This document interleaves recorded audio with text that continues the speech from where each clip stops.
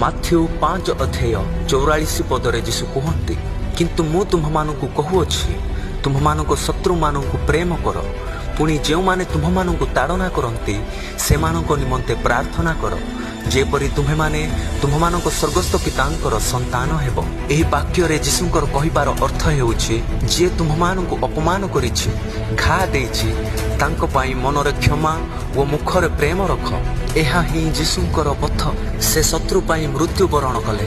ରୋମିଓ 5:10 ପଦରେ ଲେଖା ଅଛି, କାରଣ ଆମ୍ଭେମାନେ ଶତ୍ରୁ ଥିବା ସମୟରେ ଯଦି ଈଶ୍ୱରଙ୍କ ସହିତ ତାହାଙ୍କ ପୁତ୍ରଙ୍କ ମୃତ୍ୟୁ ଦ୍ୱାରା ମିଳିତ ହେଲୁ, ତାହେଲେ ଆମ୍ଭେମାନେ ମିଳିତ ହୋଇ ତାହାଙ୍କ ଜୀବନ ଦ୍ୱାରା ନିଶ୍ଚୟ ପରିତ୍ରାଣ ପାଇବା।